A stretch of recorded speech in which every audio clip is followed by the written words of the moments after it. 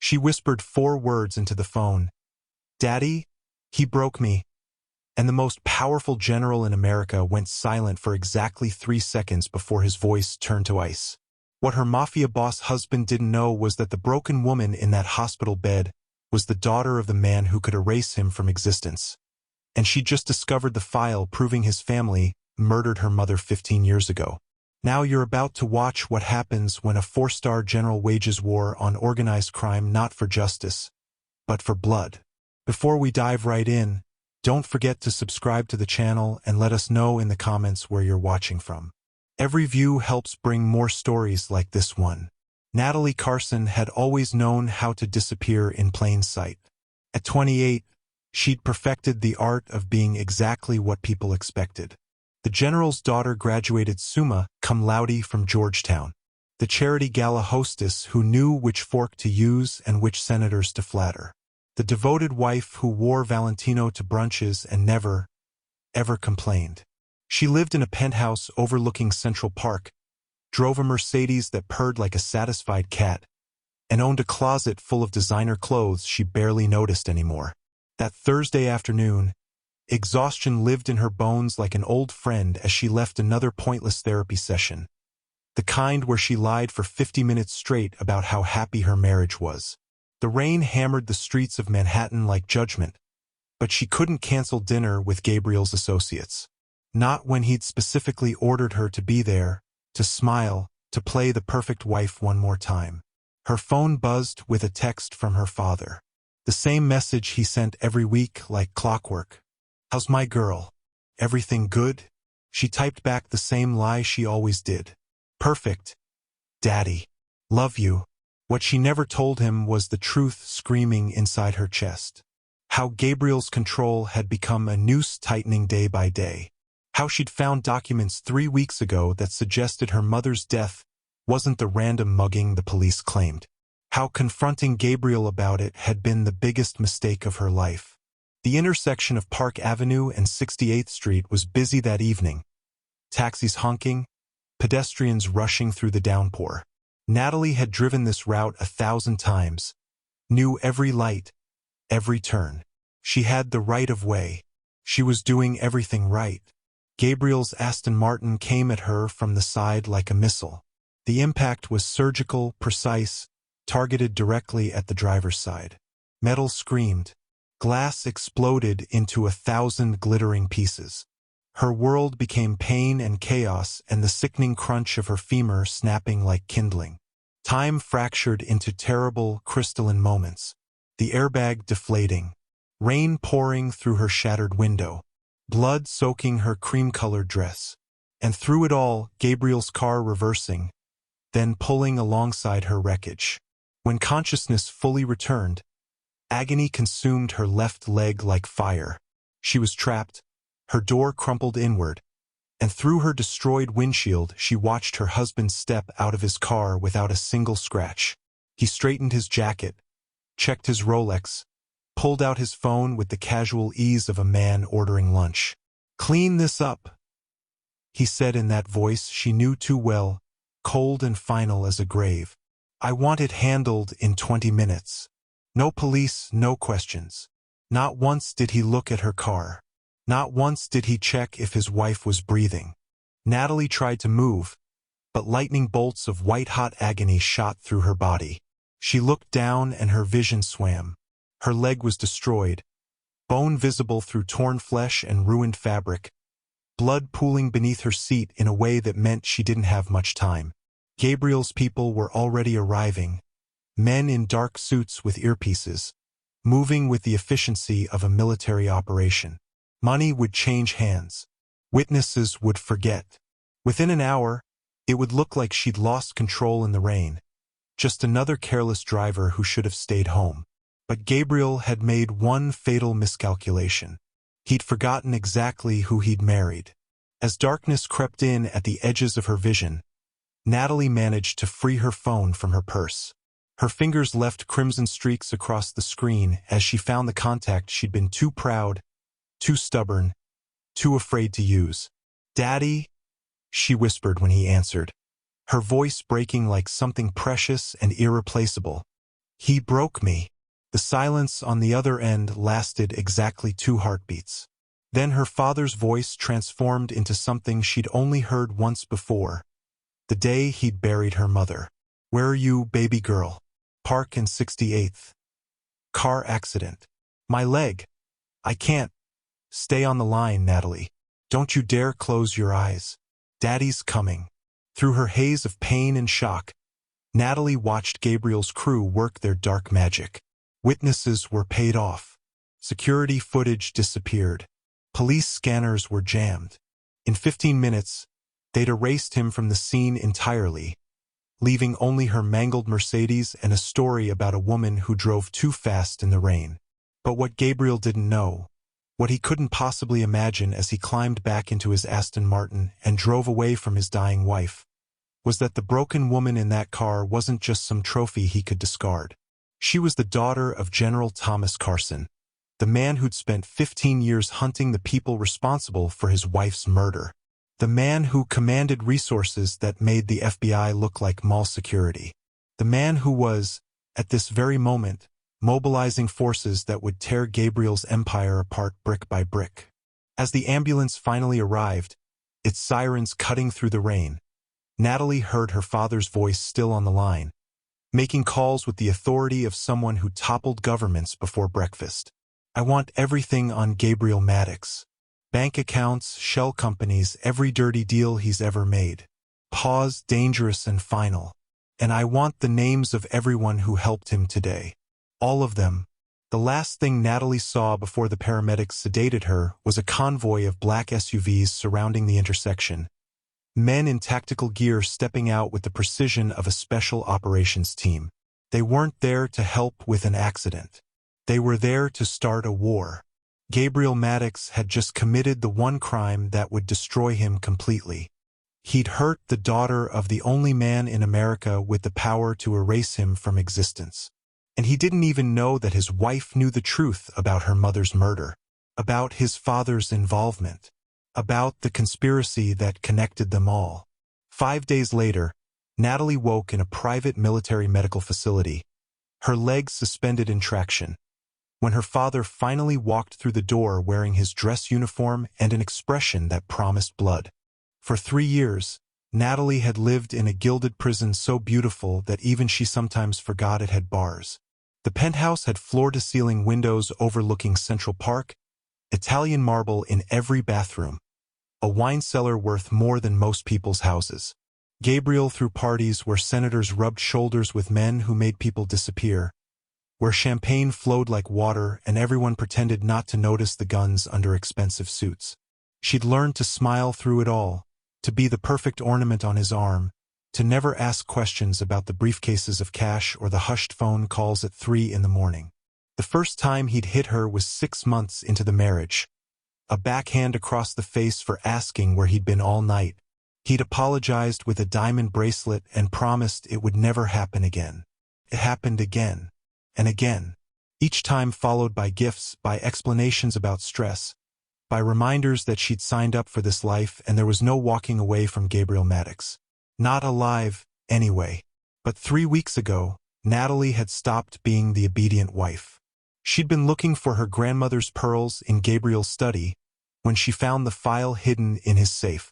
Her mother's name was on the folder tab, and inside were police reports, surveillance photos, financial transactions. Angela Carson hadn't been killed in a random mugging 15 years ago. She'd been murdered, execution style, and the documents suggested Gabriel's father, the old boss Vincent Maddox, had ordered the hit as part of a territorial dispute with her father's covert operations. Her entire marriage had been built on her mother's grave, and Gabriel had known the whole time. When she'd confronted him that Thursday afternoon, his mask had finally shattered completely. The rage in his eyes was something primal, dangerous, final. He'd grabbed her by the throat and whispered the words that still echoed in her skull even through the morphine haze. "You were never supposed to find that, Natalie. Now I have to decide if you're worth keeping alive." The crash hadn't been road rage or an accident. It had been a warning, a punishment, a promise of worse things to come if she ever breathed a word about what she knew. General Thomas Carson entered the medical facility like a force of nature contained in human form. At 62, he stood 6'3", his shoulders still broad from decades of military discipline, his jaw carved from granite and determination.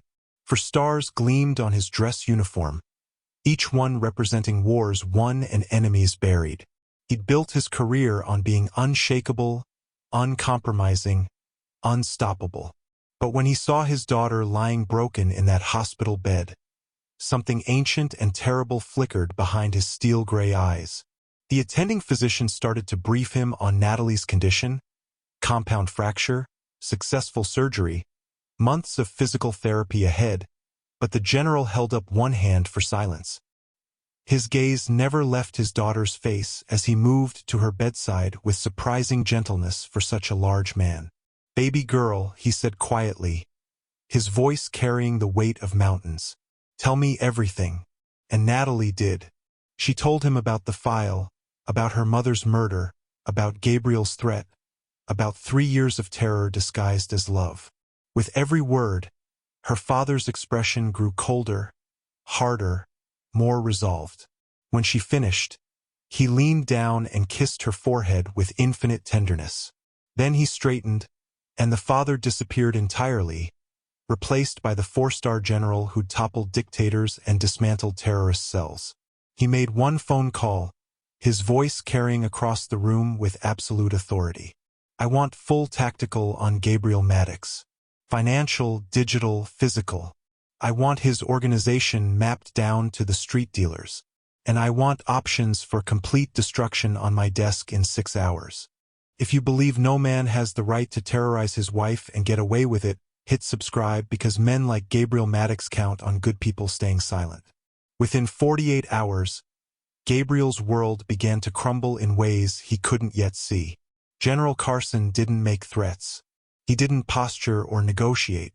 He simply activated mechanisms of power that most people didn't know existed, the kind that operated in shadows cast by flags and classified documents. His first call went to the Treasury Department's Financial Crimes Enforcement Network. By noon, every bank account tied to Maddox Enterprises was frozen pending investigation into suspected money laundering. Shell companies in the Caymans, real estate holdings in Miami, investment portfolios in Switzerland, all of it locked down tight with the kind of federal paperwork that took years to untangle. Gabriel's legitimate businesses, the restaurants, the construction company, the import-export operation that everyone knew was a front, suddenly couldn't make payroll or pay suppliers. The second wave hit harder. Military intelligence had been tracking organized crime's intersection with national security threats for decades, and General Carson had friends in every agency that mattered. The DEA received anonymous tips about drug shipments tied to Maddox warehouses. The IRS discovered discrepancies in 7 years of corporate tax returns. Homeland Security found irregularities in shipping manifests that suggested weapons trafficking. Each investigation was airtight, backed by evidence that had been carefully compiled by analysts who owed the general favors he was now collecting. Gabriel's lawyers, the expensive kind who usually made problems disappear, found themselves facing federal prosecutors who wouldn't return their calls and judges who denied every motion for relief. But the general's most devastating move was political. He'd spent 4 decades building relationships with everyone who mattered in Washington, from congressional committee chairs to cabinet secretaries to the kind of people whose names never appeared in newspapers. He made quiet visits, had private lunches, called in markers that went back to wars and covert operations that were still classified. Within a week, every politician Gabriel had ever paid off suddenly remembered they had principles. Campaign donations were returned with apologies. Zoning approvals were mysteriously revoked. Permits vanished into bureaucratic black holes. Police protection that Gabriel's organization had enjoyed for years evaporated overnight as precincts received new directives about organized crime enforcement priorities. Gabriel's underbosses started getting arrested on outstanding warrants that had been ignored for years. His suppliers found their shipments seized at ports. His collectors discovered that the businesses they extorted suddenly had police protection. The empire that Vincent Maddox had spent 30 years building and Gabriel had inherited was being systematically dismantled, not with bullets or bombs, but with the full weight of American governmental power wielded by a man who knew exactly which levers to pull. In his Pentagon office, surrounded by maps and intelligence reports, General Carson stood before a window overlooking the Potomac and spoke the words that would become legend among those who knew what was happening. "He hurt my blood," he said to the colonel who served as his chief of staff. "I'll make sure his name is extinguished from every ledger in this country. By the time I'm finished, Gabriel Maddox will wish I'd simply killed him." Do you think powerful people who hurt others should face real consequences? Comment justice over power if you believe no one is above accountability, because predators like Gabriel rely on people looking the other way. The military medical facility was a fortress. Armed guards at every entrance, biometric scanners, surveillance cameras covering every angle, and a security clearance requirement that kept out everyone except medical personnel and those with General Carson's explicit approval. Natalie should have felt safe behind those walls, protected by the same governmental machinery that was crushing her husband's empire. But on the 7th day of her recovery, a nurse brought her breakfast on a silver tray that didn't belong to the hospital. Beneath the cover was Belgian lace, eggs Benedict prepared exactly how she liked them, and a single white orchid in a crystal vase. The card was written in Gabriel's distinctive handwriting, the same script that had once written love notes and now felt like a knife pressed against her throat. The security detail went into immediate lockdown. The tray was seized, tested for poison, traced back through the supply chain. They found nothing except a catering company that had received a cash payment and instructions from a man they couldn't identify from any database. The next day, a box of French chocolates appeared on her bedside table during the 30 seconds when the nurse had stepped out to check her medication. The day after that, her favorite novel, a first edition she'd mentioned wanting years ago, sat on her windowsill despite the fact that her room was on the 4th floor and the windows didn't open. Each gift came with a message, and each message was more unsettling than the last because they weren't threats. They were intimate, familiar, the kind of thing a husband might send his wife if their relationship hadn't been forged in violence and lies. "I know you're in the Bethesda facility, room 447, the first note read. I know they moved you there Thursday at 0300 hours. I know your father thinks walls and guns can keep me out."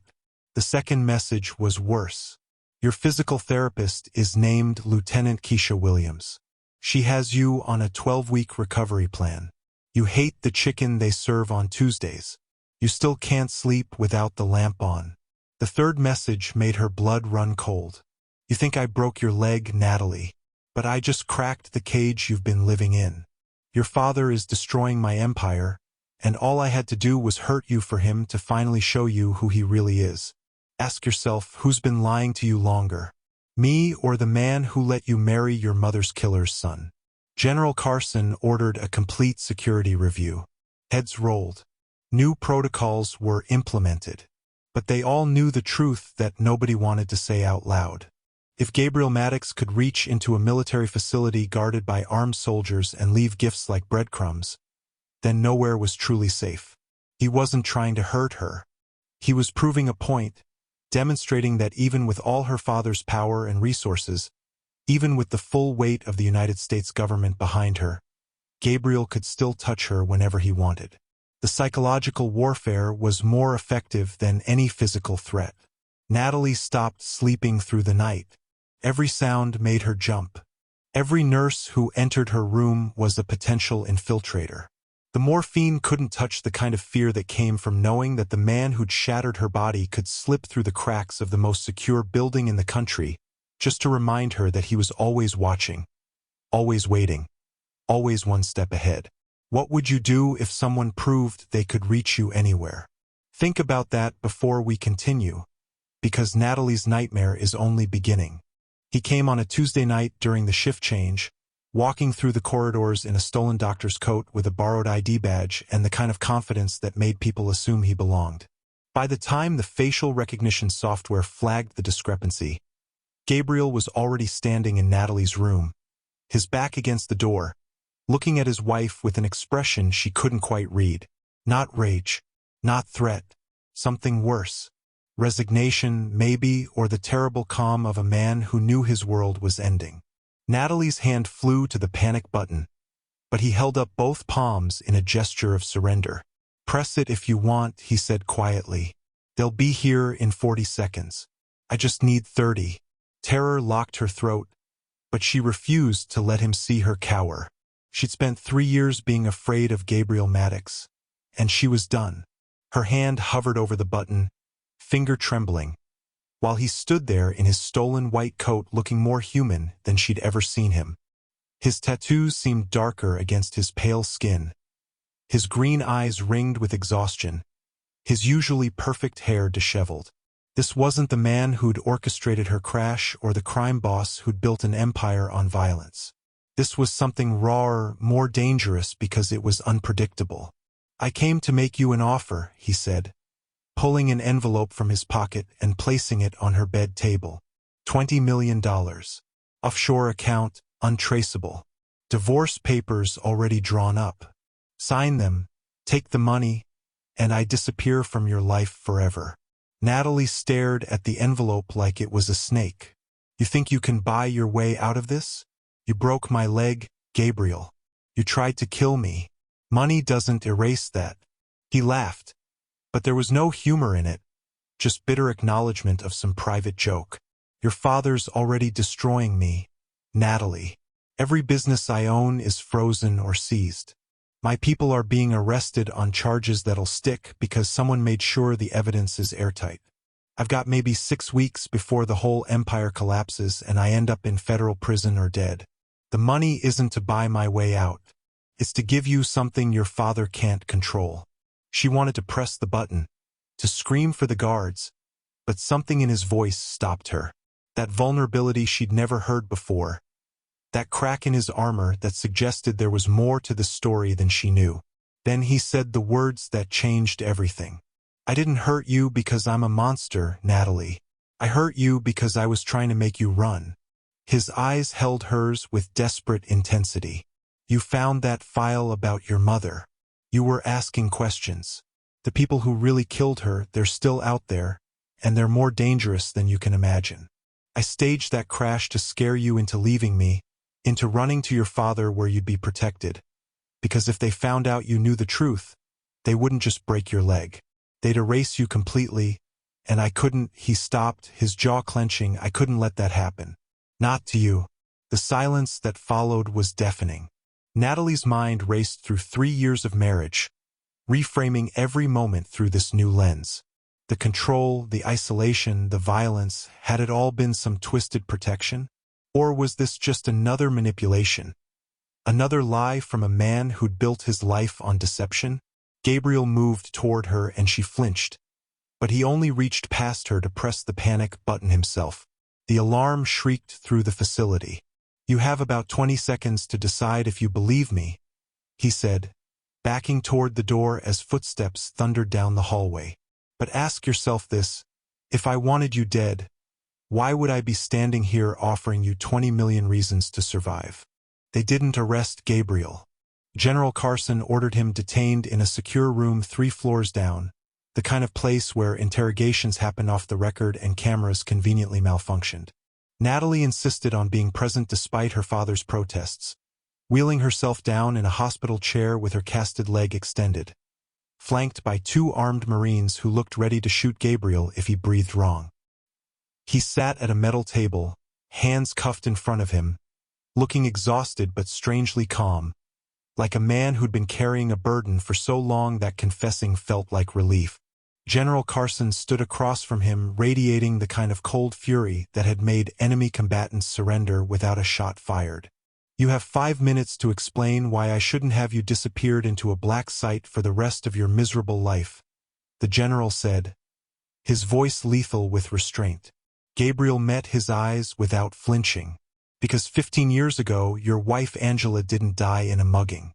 She was executed by a contract killer named Deshaun Porter, paid for by the Calabrese Syndicate out of Chicago. And my father, Vincent Maddox, provided the intelligence that made it possible. The room went silent except for the hum of fluorescent lights. Natalie felt the blood drain from her face as Gabriel continued, his words precise and devastating. Your wife was working with the Justice Department, wasn't she? Providing information about organized crime's infiltration of military supply chains. She'd gotten close to something big, something that connected 5 crime families to weapons trafficking and political corruption at levels that would have destroyed people in your own chain of command. The Calabrese family wanted her dead. My father wanted the political favor it would earn him. So they made a deal. General Carson's hand went to the service pistol on his hip, and for a moment Natalie thought he might actually shoot Gabriel right there. But discipline held, barely, as he spoke through clenched teeth. You're telling me you've known this your entire adult life and said nothing? Gabriel shook his head slowly. I found out 2 years ago when I took over my father's operations. There was a ledger, a record of every major deal he'd ever made. Your wife's name was in it, along with dates, payments, and the name of the man who pulled the trigger. I've been trying to figure out how to use that information ever since because the people involved, they're not just mobsters anymore. They're senators, defense contractors, people with legitimate power who've spent 15 years covering their tracks. His eyes shifted to Natalie, holding her gaze with terrible sincerity. When you found that file in my safe, when you started asking questions, I panicked. These people don't leave loose ends. They've killed federal witnesses, judges, anyone who gets too close to the truth. The general's voice was barely above a whisper, more dangerous for its quietness. Names. Give me names or I'll make sure you never see daylight again. Gabriel leaned forward, his cuffed hands flat on the table. I'll give you everything. Every name, every document, every piece of evidence my father kept as insurance. But I need something in return. He looked between father and daughter, his expression grave. This isn't just about revenge anymore, General. There's an operation happening in 3 weeks that makes my father's sins look like jaywalking. The same people who killed your wife are planning something that'll make national news in the worst possible way. Weapons, political targets, and enough chaos to destabilize the entire eastern seaboard. You want justice for Angela? Then you need to let me help you stop what's coming. This feud isn't about me breaking Natalie's leg. It's about finishing a war our parents started. And right now, I'm the only one who knows where the enemy is hiding. Can someone who's committed terrible acts ever truly be on the side of justice? Hold that thought, because what comes next will test everything Natalie and her father believe about right and wrong. General Carson dismissed everyone from the room except Natalie. The Marines left reluctantly. Gabriel was escorted back to his cell, and suddenly it was just father and daughter in the harsh fluorescent silence. The man who'd raised her, who'd taught her to ride a bike and walked her down the aisle, stood with his back to her, shoulders rigid with a weight she was only beginning to understand. For a long moment he said nothing, just stared at the wall like it held answers he'd been seeking for 15 years. Then he spoke, and his voice carried a grief so profound it made her chest ache. Everything Gabriel said is true. Your mother was murdered because she was helping me build a case against the most dangerous criminal network in the country. One that had infiltrated so deep into our government that exposing them would have triggered a constitutional crisis. Natalie's hands gripped the wheelchair armrests until her knuckles went white. You knew, she whispered. All these years, you knew it wasn't a random mugging and you never told me. He finally turned to face her, and she saw something in his eyes she'd never seen before. Shame. Raw, unfiltered shame. I told you lies because the truth would have made you a target, baby girl. Your mother died gathering evidence on weapons trafficking, money laundering, and political corruption that went all the way to the Senate Armed Services Committee. The people responsible, they don't just kill witnesses. They erase entire families to send messages. So I buried the investigation, buried my rage, and spent 15 years playing the long game. Every promotion I earned, every connection I made, every favor I collected, it was all building toward the day I'd have enough power to destroy them without legal constraints getting in the way. The pieces clicked together in Natalie's mind with sickening clarity. My marriage to Gabriel, She said slowly, "That wasn't coincidence, was it? You knew who he was. You knew his father was involved in Mom's death." Her father's silence was answer enough. "When Gabriel started courting you at that charity gala, I saw an opportunity. Keep your enemies close, the old saying goes. I thought if you married into the Maddox family, I could monitor them from the inside, use you as my eyes and ears without you ever knowing the real reason. It was cold, it was calculating, and it was the biggest mistake of my life because I turned my daughter into bait without her consent." The general's voice cracked.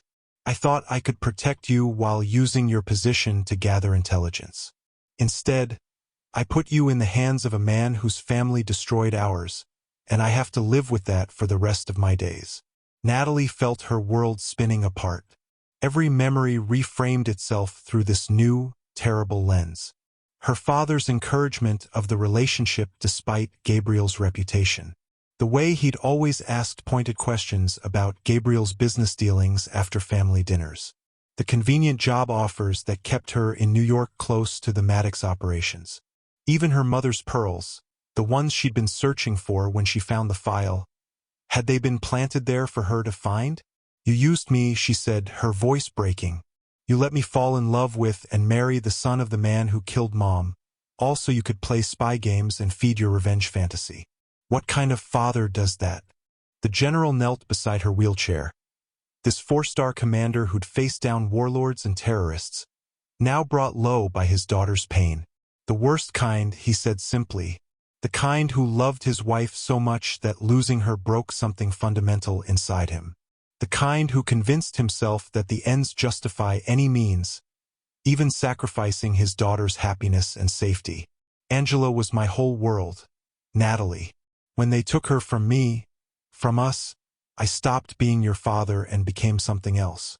A weapon pointed at the people responsible, and I've spent 15 years sharpening myself for the moment I could pull the trigger." He took her hands gently. "But Gabriel's right about one thing. There's something bigger happening, something that'll kill thousands if we don't stop it. Your mother died trying to prevent this. I need you to help me finish what she started, even though I have no right to ask you for anything ever again." Natalie looked at her father, really looked at him, and saw not the hero she'd worshipped her whole life, but a broken man who'd let grief transform him into something he'd probably hate if he could see himself clearly. She thought about her mother, about Gabriel's twisted protection, about the web of lies and violence that had defined her entire existence. And she realized with crystalline clarity that she had a choice. She could let the betrayal consume her, or she could honor her mother's memory by stopping the people who'd turned her family into casualties of a shadow war. "I'll help you," she said quietly, her voice steady despite the tears streaming down her face. "Not because I forgive you, not because I trust Gabriel, but because Mom deserves justice, and I won't let her death mean nothing. But after this is over, after we stop whatever's coming, you and I are going to have a very long conversation about what you owe me for the life you stole. Like this story, if you believe parents should protect their children, not use them as pawns, because General Carson's choices nearly cost Natalie everything, and manipulators count on forgiveness without accountability." The secure conference room at Fort Meade was designed for classified briefings that could shift the balance of global power. Soundproof walls, signal jammers, armed guards outside doors that required 3 separate biometric scans to open.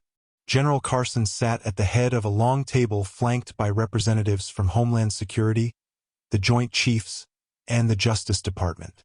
People whose names never appeared in newspapers but whose decisions shaped the country's fate. And at the far end, supported by crutches that dug into her armpits with every step, stood Natalie. She'd refused to stay behind, refused to let the men in this room make decisions about her life without her voice in the conversation. Her father had tried to argue, but she'd shut him down with a look that promised consequences if he tried to protect her one more time. Gabriel entered without fanfare, escorted by 2 federal marshals, wearing an orange jumpsuit that should have diminished him but somehow didn't.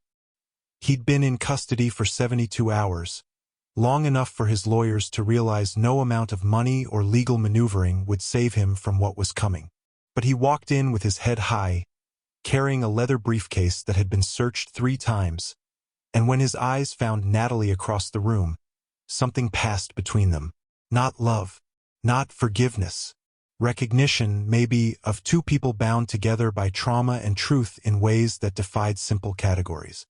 He set the briefcase on the table with a deliberate thud that commanded everyone's attention. "Gentleman General Natalie," he said, his voice steady and professional. "I'm here to offer you something worth more than my life. The complete operational plans for an attack scheduled for March 7th, 3 weeks from today, that will kill approximately 2,000 people and cripple the port of Baltimore's operations for a decade." The room erupted in controlled chaos. Questions fired from every direction. Demands for proof. Threats of prosecution if this was some ploy. Gabriel waited for the storm to pass, then opened the briefcase with practiced precision. Inside were documents, flash drives, photographs, and a tablet displaying shipping manifests. "The Calabrese Syndicate, in partnership with what's left of my father's organization and 3 corrupt officials in the Department of Defense, has orchestrated the largest weapons trafficking operation in U.S. history. For shipping containers, officially labeled as industrial equipment, currently sitting in a warehouse in Newark. Inside them are Russian-made surface-to-air missiles, military-grade explosives, and enough automatic weapons to arm a small militia. The target is the Port of Baltimore during the annual Defense Industry Conference, where every major contractor and half the Pentagon brass will be present." He pulled out satellite photos showing the warehouse, manifests with official Department of Defense seals, and communications intercepts that made everyone in the room go pale. They're not just planning mass casualties. They're planning to decapitate America's defense infrastructure in one coordinated strike and blame it on a terrorist cell that doesn't exist. My father helped plan this before he died. I inherited his role, his contacts, and his files. I know every player, every payment, every detail down to the security codes they'll use to bypass Port Authority checkpoints. Gabriel's eyes swept the room, landing on each face with calculated intensity. "Here's my offer. Full immunity for my cooperation. Witness protection, new identity, the complete package. In exchange, I give you everything. Not just the attack plans, but the entire network. Names, bank accounts, safe houses, every corrupt official and criminal operator who's been bleeding this country dry for 15 years. You'll get justice for Angela Carson, prevention of a catastrophic attack, and the destruction of an organization that's been untouchable for too long." General Carson stood slowly, his face unreadable. "And if we refuse? If we decide you're too dangerous to let walk free even with immunity?" Gabriel's expression didn't change, but his next words carried absolute conviction. "Then 2,000 people die in 3 weeks. The network disappears underground where you'll never find them, and your wife's death remains unavenged forever." He looked directly at Natalie. "I broke your leg trying to save your life. I'm offering immunity trying to save thousands of others. I'm not asking for forgiveness or redemption. I'm asking for a chance to burn down the empire my father built on blood and corruption, starting with the people who murdered your mother. The only question is whether your pride matters more than their lives." Gabriel spread the contents of his briefcase across the conference table like a prosecutor presenting a death penalty case. First came the shipping manifests, each one bearing official Department of Defense seals and signatures from people in that very building. "Assistant Deputy Director Richard Holloway, Logistics," he said, tapping a document. "He's been facilitating weapons diversions for 8 years. Senator Janet Whitmore, Armed Services Committee. She's buried 3 investigations and received $2 million in offshore payments. Commander James Bradford, Naval Intelligence. He's provided classified port security protocols and rotation schedules for guard details." Each name he spoke sent shockwaves through the room, faces going pale as people realized the conspiracy reached levels they'd never imagined. The Homeland Security representative, a woman named Director Patricia Hayes, leaned forward with barely controlled fury. "These are serious allegations against high-ranking officials. You better have more than documents that could be forged." Gabriel pulled out the tablet and activated a video file. Security footage from the Newark warehouse, time-stamped and geotagged, showing men in military uniforms inspecting the containers alongside known Calabrese operatives. Then audio recordings of phone calls, voices enhanced and verified, discussing payment schedules and attack timing in explicit detail. Senator Whitmore's voice was unmistakable as she discussed casualty projections like they were stock options.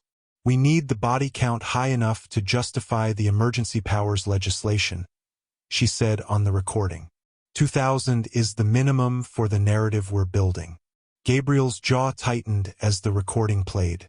"I've been recording everything for 3 years," he said quietly. "From the moment I found my father's files and realized what he'd been part of, I started documenting every meeting, every transaction, every communication." He looked at General Carson with something that might have been respect or might have been resignation. "Your wife Angela wasn't just investigating weapons trafficking. She discovered that elements within the Department of Defense were deliberately creating security threats to justify increased military spending and expanded surveillance powers. The attacks they're planning, they're not terrorism. They're theater, designed to consolidate power and eliminate oversight. My father helped them because it was profitable. I've been trying to stop them because it's genocide dressed up as policy." The room fell silent as the implications sank in. This wasn't just organized crime. This was treason at the highest levels, a conspiracy that made Watergate look like a parking ticket. Gabriel continued, his voice steady but his hands trembling slightly as he laid out blueprint after blueprint. "I've spent 3 years pretending to be my father's loyal successor while systematically gathering evidence that would bring down everyone involved. I couldn't go to the FBI because the corruption goes too deep. I couldn't go to Congress because half the relevant committee members are compromised. The only person I thought might have the power and motivation to stop this was you, General." He looked at Natalie, his green eyes holding hers with painful honesty. "That's why I married your daughter. Not for love, not initially. Because I needed a connection to the one man in America who had both the resources and the rage to finish what Angela started." Natalie felt the crutches digging into her arms, felt her healing leg throb with phantom pain, felt the weight of 3 years of marriage recontextualized into something even more complicated than she'd imagined. "You used me too," she said, her voice cutting through the tension like a blade. "Just like my father did." Gabriel didn't deny it. "Yes. But somewhere along the way, it stopped being strategy and became something I didn't plan for. I fell in love with the woman I married to betray, and when you found that file, when you started unraveling threads that would get you killed, I panicked. Breaking your leg was the most merciful thing I could think of because the alternative was watching them erase you completely." General Carson slammed his fist on the table. "Enough. We're running out of time to debate motivations."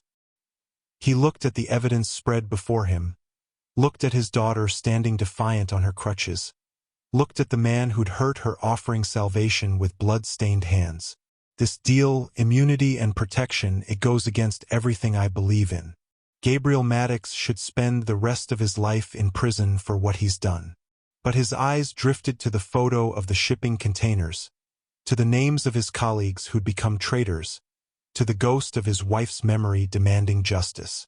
"If we don't accept, how many operations like this continue? How many more people die because we're too proud to work with a devil?" Natalie shifted her weight, pain shooting through her leg, and made her decision. Everyone turned to look at her as she spoke, her voice clear and final. "We don't trust him, Dad. But we need the monster to kill the bigger monster." She met Gabriel's gaze across the table. "You give them everything. Every name, every account, every piece of evidence that burns this network to the ground. You testify, you cooperate, and you help stop that attack. And then you disappear into whatever new life they give you. And you spend the rest of your days knowing that you'll never be anything more than the criminal who bought his freedom with other people's blood." Gabriel nodded slowly, accepting the terms and the condemnation with equal measure. "That's all I'm asking for. The chance to make my father's legacy mean something other than death." General Carson looked at his daughter, pride and sorrow warring in his expression. then turned to the room. "We have 3 weeks to dismantle a conspiracy 15 years in the making. Let's get to work. If you believe that sometimes you have to make deals with darkness to stop greater evil, comment necessary evil below, because the world isn't black and white, and justice sometimes requires impossible choices."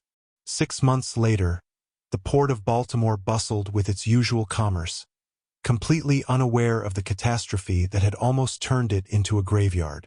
The March 7th attack never happened. Federal agents had raided the Newark warehouse on March 5th, seizing 4 shipping containers filled with enough weaponry to wage a small war. Simultaneous arrests across 6 states had dismantled the Calabrese syndicate and exposed the corruption that had rotted the Department of Defense from within. Senator Whitmore resigned hours before her indictment went public and was currently awaiting trial in a federal facility. Deputy Director Holloway turned state's witness and implicated 12 other officials. Commander Bradford was found dead in his Georgetown apartment, an apparent suicide that fooled absolutely nobody. The conspiracy that had cost Angela Carson her life was finally destroyed, burned to ashes by the testimony of the man whose father had helped build it. Natalie stood in the Hart Senate office building wearing a charcoal suit and her mother's pearl earrings, preparing to testify before the Senate Intelligence Committee about organized crime's infiltration of government institutions. Her leg had healed cleanly, the physical therapy brutal but effective, leaving only a thin scar that she wore like a badge of survival.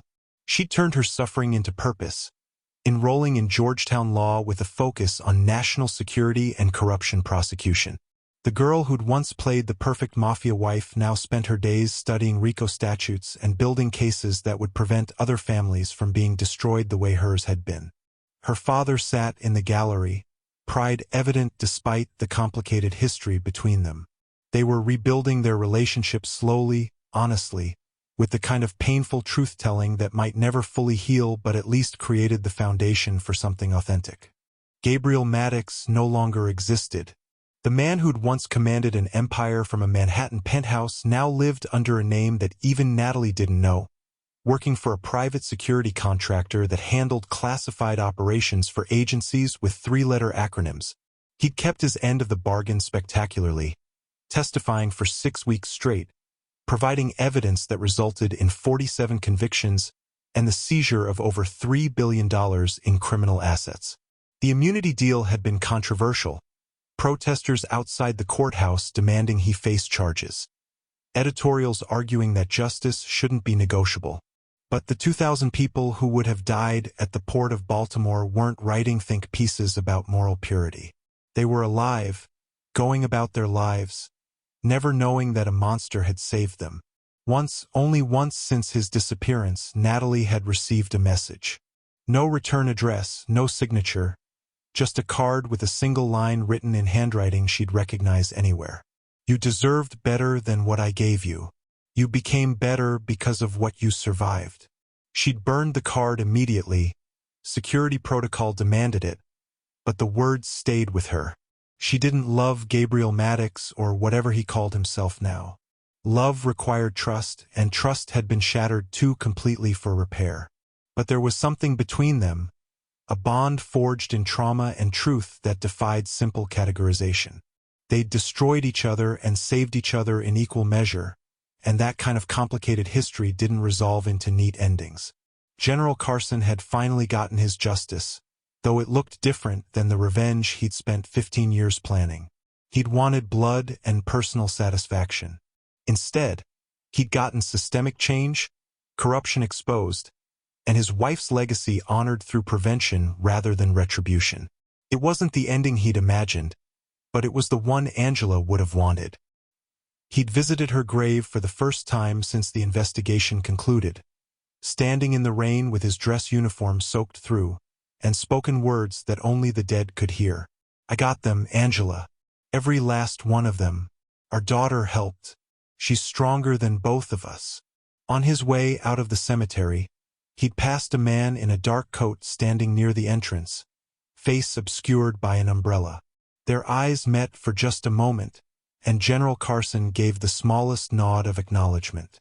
Gabriel didn't approach, didn't speak, Some debts couldn't be settled with words. He simply stood there in the rain, paying respects to the woman whose death had set everything in motion, before disappearing back into whatever shadows now claimed him. Natalie finished her testimony and walked out of the Senate building into crisp autumn sunlight, her phone buzzing with messages from classmates and colleagues. She had dinner plans with her father, a study group that evening, a future that belonged entirely to her for the first time in her adult life. She was free, truly, finally free, not because Gabriel had broken her leg or because her father had destroyed an empire, but because she'd chosen to transform her pain into purpose and her betrayal into strength.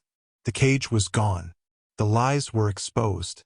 The monsters, both the ones she'd married and the ones she'd inherited, had been vanquished or at least contained.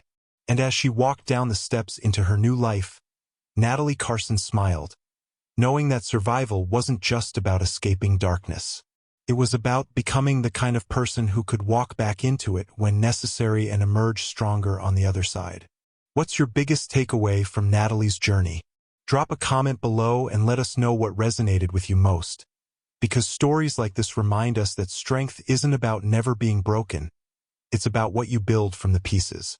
And if this story moved you, subscribe for more tales of survival, justice, and the complicated paths to redemption. Thanks for watching.